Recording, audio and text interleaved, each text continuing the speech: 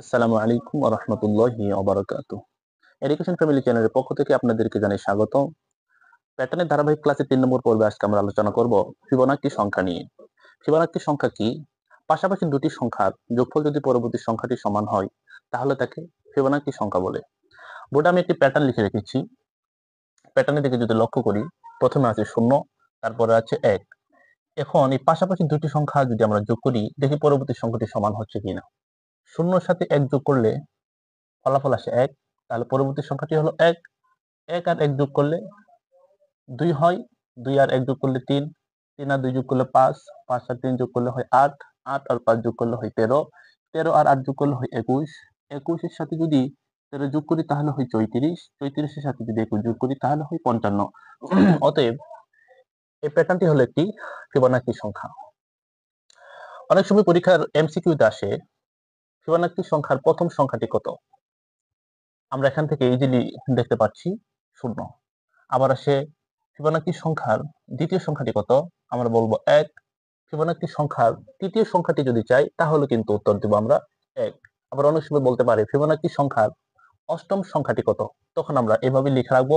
যদি তারা পরীক্ষাতে যদি এভাবে লিখে দেয় তাহলে আমরা শুধু হিসাব করে বলবো 1 2 3 4 5 6 7 8। ফিবোনাক্কি সংখ্যার অষ্টমতম সংখ্যাটি হচ্ছে 13।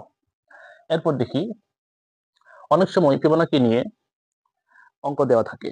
পরীক্ষাতে যদি এরকম ভাবে অঙ্ক দেওয়া থাকে, সংখ্যাগুলোর পরবর্তী সংখ্যাটি নির্ণয় করো। সংখ্যাগুলো হচ্ছে 2 5 7 12 19 31। এখন এর পরবর্তী সংখ্যাটি কি হবে সেই সংখ্যাটি আমাদেরকে নির্ণয় করতে হবে। দেখি পরীক্ষাতে ফিবোনাক্কি সংখ্যা আমরা জানি যে পাশাপাশি দুটি সংখ্যার যোগফল পরবর্তী সংখ্যাটির সমান। যেমন 2 আর 5 যোগ করলে হয় 7, 7 আর 12 যোগ করলে হয় 19, 19 এর সাথে 12 যোগ করলে হয় 31 এবং 31 এর সাথে 19 যদি আমরা যোগ দেই তাহলে যোগফল আসে 50, অর্থাৎ পরবর্তী সংখ্যাটি হয় 50। ডিরেক্টলি এখানে যদি আমরা 50 লিখে দিই তাহলে হবে না, কারণ অনেক সময় সৃজনশীলে 3 নাম্বার 4 নাম্বারের জন্য প্রশ্নটি দিয়ে থাকে। সেক্ষেত্রে আমাদেরকে এইভাবে অঙ্ক করে দেখিয়ে দিতে হবে। তাহলে অঙ্কটি কিভাবে করতে হবে? এই সংখ্যাটির সমাধান আমরা লিখব।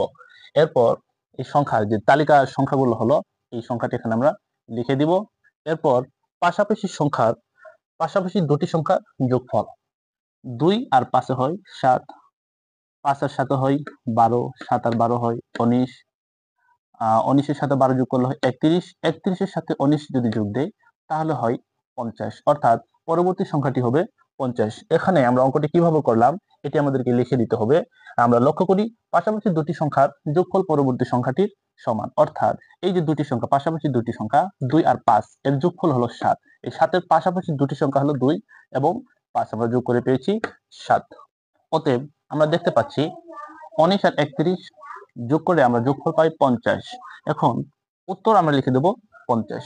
বন্ধুগণ, পরীক্ষায় যদি আমাদের এরকম ভাবে অঙ্ক দিয়ে যদি বলে পরবর্তী সংখ্যাটি কত হবে, আমরা তাহলে এইভাবে অঙ্ক করে পরবর্তী সংখ্যাটি নির্ণয় করব। ফিবোনাক্কি সংখ্যা সম্পর্কে আমরা আজ মোটামুটি ধারণা পেলাম। দেখা হচ্ছে পরবর্তী ক্লাসে। আসসালামু আলাইকুম ওয়া রাহমাতুল্লাহি ওয়া বারাকাতুহু।